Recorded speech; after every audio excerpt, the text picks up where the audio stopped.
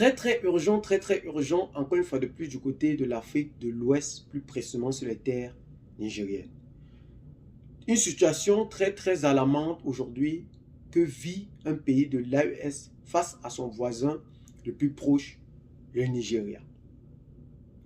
C'est une panique totale du côté du Niger, plus précisément même à l'AES entier. Mais aussi, la situation qui inquiète plus, c'est les questions que la population ne cesse de se poser aujourd'hui face à cette situation qui prévaut et qui ne cesse de monter d'un très grand cran et qui nécessite des réponses aujourd'hui. Tentative de déstabilisation du Niger par son voisin le plus proche, le Nigeria. Le gouvernement a sorti ses gangs pour présenter aux yeux du monde les réelles vérités qui se passent en Afrique de l'Ouest. Je m'en vais de ce fait vous laisser écouter attentivement ces petits extraits que nous allons écouter ensemble dans les moindres petits détails et nous en revenons pour vous donner la profondeur de ce qui est en train de se passer réellement du côté du Niger et du Nigeria et les questions que la population se pose. Des récentes révélations font état d'une certaine complicité de l'appareil sécuritaire nigérian dans les attaques du pipeline Niger-Bénin aux environs des localités de Djountou et Bela, Lido et Karakara, et d'une entreprise orchestrée à partir du Nigeria en étroite complicité avec les fugitifs de l'ancien régime visant à mettre à feu et à sang les villes et villages du Niger. Le ministre a clairement indiqué à la chargée d'affaires que le Niger fustige le silence complice des autorités du Nigeria qui prétendent travailler à la normalisation de nos relations concernant le sort des fugitifs mentionnés plus haut qui continuent en toute impunité et de concert avec certains officiels nigérians à poser des actes subversifs contre le Niger et la question de la présence des forces étrangères à nos frontières, notamment les camps en construction de Gigani et de Gidankata. Enfin, le Niger, tout en condamnant ces attaques abjectes et ces entreprises honteuses de déstabilisation contre un pays frère, reste déterminé à poursuivre et châtier les auteurs, mettre tout en œuvre pour assurer la paix et la quiétude de sa population et coopérer avec tous les pays épris de paix dans un esprit de fraternité et de respect mutuel. Si vous l'avez bien écouté, le Niger accuse le Nigeria de servir de base arrière pour déstabiliser le Niger. Ainsi, ils accusent encore une fois de plus que ceux-ci veulent profiter ou utilisent les anciens dignitaires de l'ancien régime pour pouvoir encore une fois de plus entrer dans le système en complicité avec un pays étranger. Aujourd'hui, la situation est prise de panique.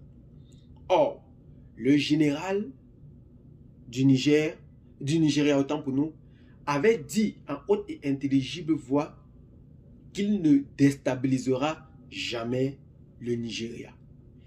Pour ces accusations, le Niger n'est pas resté tranquille et a donc décidé de répondre d'une manière fracassante. Le Niger ayant convoqué la chargée d'affaires des affaires étrangères du Nigeria mercredi dernier pour en parler réellement de cette situation, le ministère des Affaires étrangères du Nigeria, dans un communiqué, a qualifié les propos du Niger ou du gouvernement nigérien de sans fondement et a rejeté d'un revers de la main toutes ces allégations données par le gouvernement nigérien face à cette situation.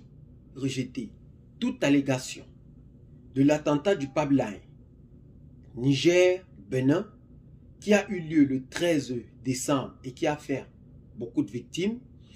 Le gouvernement, le ministre des Affaires étrangères nigérien a dit en haute et intelligible voix que ces malfrats qui ont tenté de saboter ou qui ont saboté le pipeline Bénin-Niger ne sont ni soutenus ni assistés et qu'ils réitèrent encore une fois de plus leur soutien pour la lutte pour le terrorisme. Au-delà aussi du pipeline, le gouvernement nigérien qui s'est inquiété de la présence des forces militaires françaises à la frontière avec le Nigeria, plus précisément à Jidan et à Jigani, où le gouvernement nigérien est sorti en haute et intelligible voix et a dit qu'au Nigeria ne se trouve aucune force étrangère sur son territoire, rassurant ainsi les autorités nigériennes.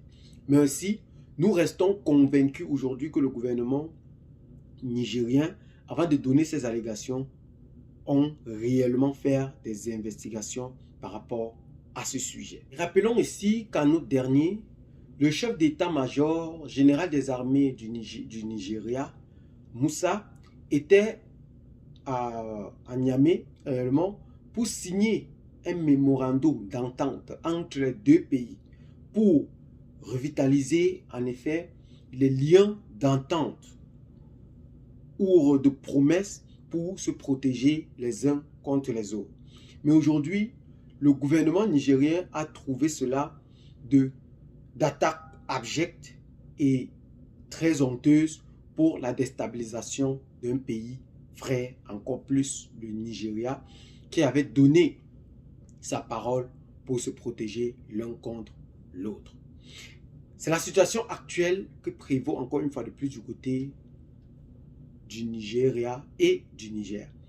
Mais la question qui revient encore sur la table, c'est de savoir pourquoi ce pays frère, réellement, vise-t-il à vouloir à tout et à tous les prix renverser un autre pays frère pour enfin asseoir cette soif politique.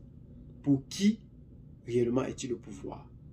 Pour qui réellement ces présidents sont-ils le pouvoir? Qui servent-ils?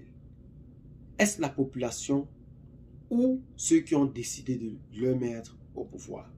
Ces questions reviennent encore une fois de plus sur la table si jamais ces allégations s'avèrent vraies.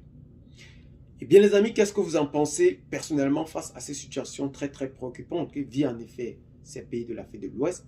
Laissez donc massivement vos commentaires, abonnez-vous à la chaîne si ce n'est pas encore fait, partagez la vidéo avec les amis si vous l'avez trouvée intéressante et à très bientôt pour de nouvelles vidéos. Ciao, bye bye.